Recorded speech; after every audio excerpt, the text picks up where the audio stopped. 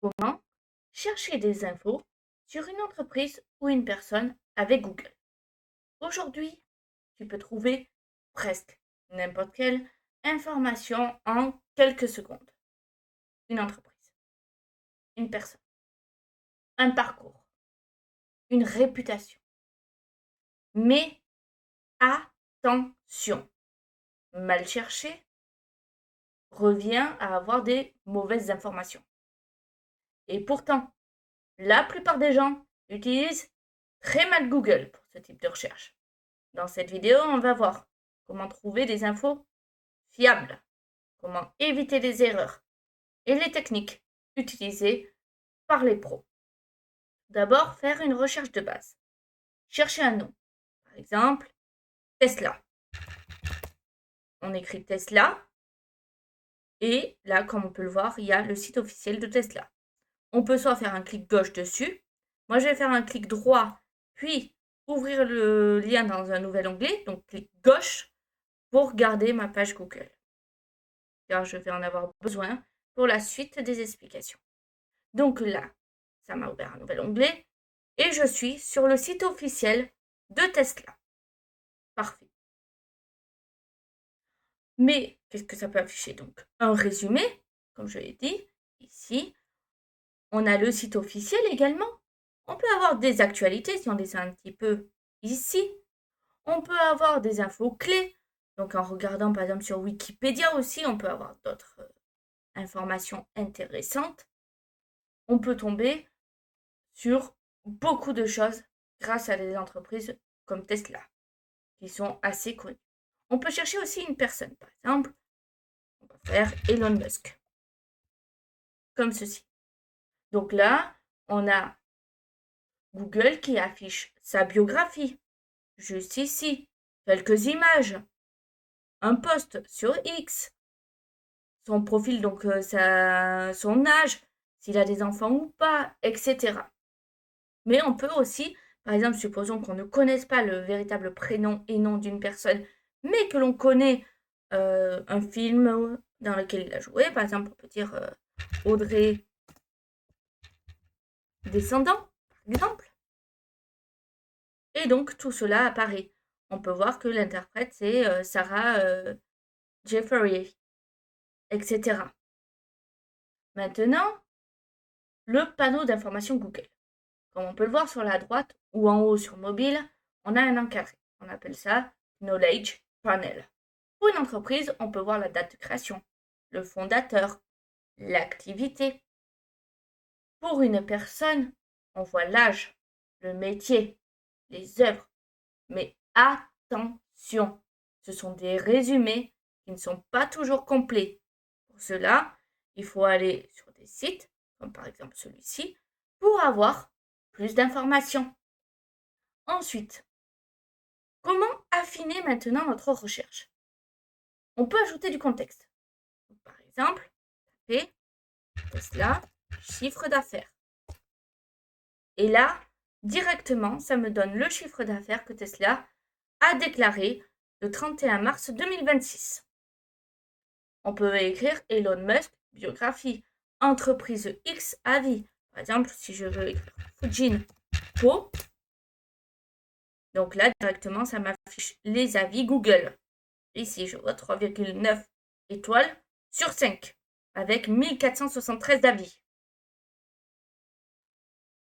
Plus on précise, meilleurs sont les résultats.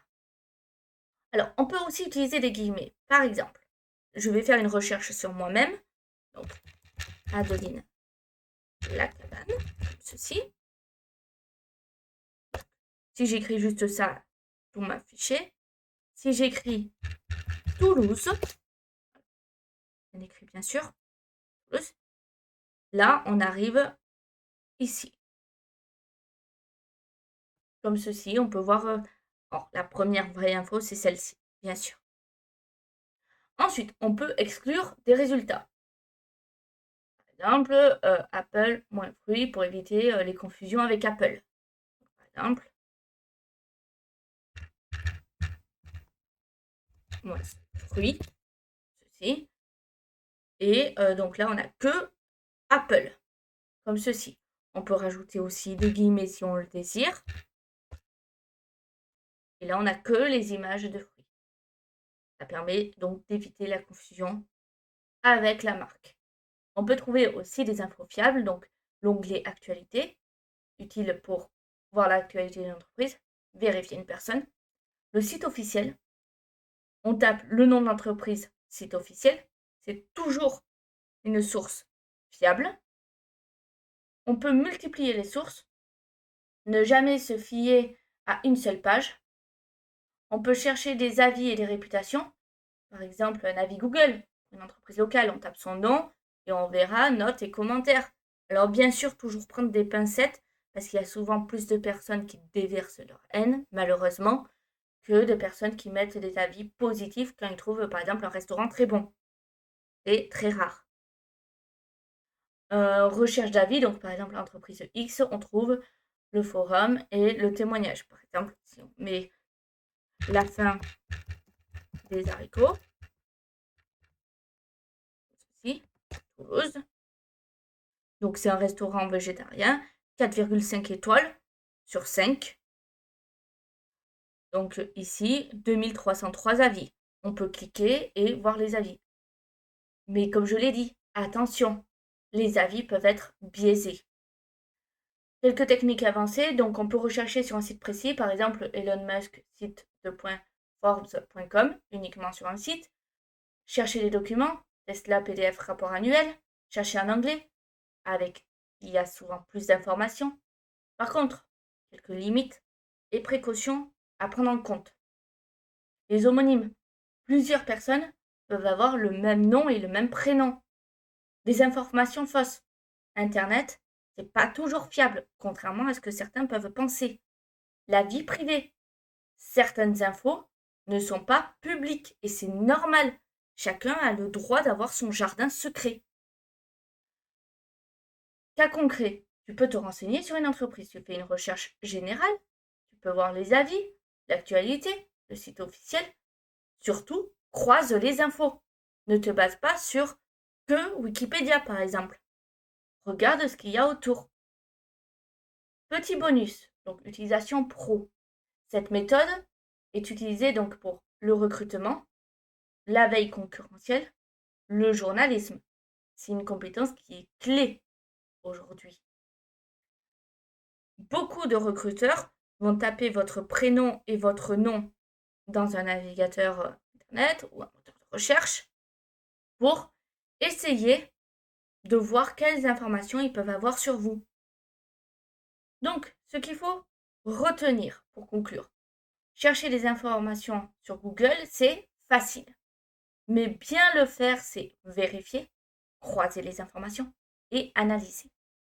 Si tu veux mieux utiliser Google comme un pro, abonne-toi et dis-moi, toi, est-ce que tu vérifies souvent les infos avant de faire confiance ?